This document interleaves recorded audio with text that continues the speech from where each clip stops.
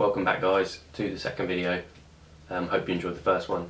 I'm going to carry on where I left off in the last episode, so let's do it. If you're thinking of things like beer, ciders, Alco Pops, anything like that, you're looking at a 370 to 400 calorie drink. You have 6 pints, you've annihilated your daily amount of calorie consumption just through alcohol. The ways to prevent it getting out of hand is either to drink every now and again and only small amounts. However, I know that, like me and a lot of you watching, you don't want to do that. So what do? You stick to clear spirits, you try and get them in a smaller portion as possible, so shots. Everything you start to add to it, mixers or anything like that, again, it's starting to add unnecessary calories that you don't need. You're going out to get tipsy, to get drunk. You're not there for the taste, you're not there to enjoy the drink. If you are, you wouldn't get alcohol. The point is to become somewhat intoxicated and therefore, loosen up and have a better time. So don't worry about it looking nice or tasting nice. Just get in what you need to get in, as quickly as possible, get to the stage you need to be at, and then spend the rest of the night drinking non-alcoholic beverages. And this is better on multiple levels. Not only you get drunk quicker, you take in less calories. If you're drinking clear spirits as opposed to dark spirits, you're going to have less of a hangover. If once you finish drinking, you drink normal substances, whether that be water or diet drinks, again it's going to help aid that recovery by the time you wake up in the morning, and so you should hopefully have less of a hangover. Also cheaper.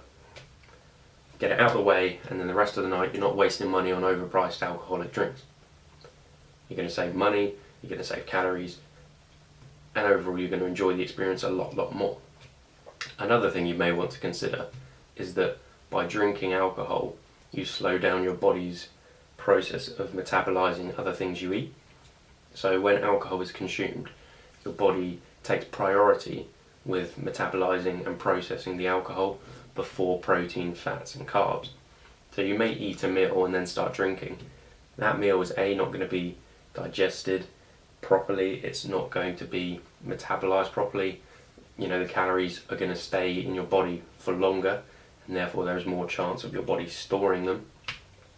And in turn, if this is a repeat occurrence, you're going to increase in weight a lot quicker. This is because alcohol is obviously a poison to the body. In its simplest form, it's a poison. Your body thinks, oh no, I need to get rid of this alcohol before I bother doing anything else, because I've got stores, I've got fat stores, I can survive, but I need to start clearing the alcohol. So you have to take that into consideration as well. The other things you eat are just hanging around, ready to be used. Something else that obviously happens is when you are drinking a lot, you do become hungrier. When you're hungrier and you're drunk, you tend to not care so much about the food choices that you make.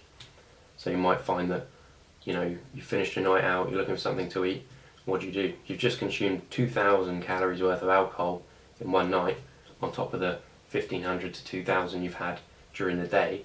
You're already at double your intake, and then you go out to McDonald's or you go out to a kebab van or something similar, and you're taking another 1,000 to 2,000 calories because you're just spending money willy-nilly on whatever you feel like at the time, which is something that if you were rational and sober you wouldn't do. So because of this, you've now taken in 5,000 to 6,000 calories in a day where you should have only been having 2,000 to maintain weight. And the way the body works is if you're taking an overloaded surplus of calories instead of small increments, it doesn't know what to do with it, so it'll go everywhere. And you will end up gaining weight a lot faster than you may have initially intended to. And that's another thing that has to be taken into consideration when you are, of course, going out, drinking, eating. If you are going to do the drinking, like I say, limit it to the things that are going to have the least calories, the quickest impact, and the least monetary value. If you can combine all those into one, you're good to go. Also, like I say, try and avoid that big spending spree at the end of the night when you just want food. Okay, make it home get something that's lying around if you have to, or just go straight to bed. The quicker you get into bed, switch off, because you'll go out like a light when you've been drinking. Get into bed, switch off. You'll find that obviously you wake up in the morning, you're hungry, but you don't need to eat unnecessarily. You just get your normal breakfast, or if you're that hungover you won't even want to eat breakfast. Obviously I recommend that you do, because it's better for you, it will help your body recover faster, and you do need food, and it will help get your metabolism kick-started again and get back into the normal rhythm of things. But that is a much better option than just going and splashing loads of money on something that you probably don't even want to eat. You're just eating because it's convenient and because it's there. I know I've done this on many an occasion, many times. I've done this, absolutely regretted it the next morning, and it's just a waste of money as well. You don't need to spend that money. You're just doing it because you're drunk and McDonald's sounds really good right about now, or ordering a pizza or whatever it happens to be at 4 o'clock in the morning. You don't need it. Just go to bed, wake up, and try to get back into your normal pattern as quickly as possible. Okay guys, that is the end of part 2 of this topic. In the third part I'm going to be talking about more of the training sort of side of things and the way that it can affect your progression in training and the way it will detract from other such parts of training and working out and fitness and health in general that will stop you progressing the way you want to progress. So thank you very much for watching. If you've enjoyed this episode and you've enjoyed the information and found it useful or just helped improve your knowledge, I always appreciate it, but be sure to leave a like down below. Every single one helps me. And if you want to be up to date with every single new one of these that I release, I'll be trying to do 1 to 2 a week. Obviously the next one will be this topic, but after that there'll be all different topics.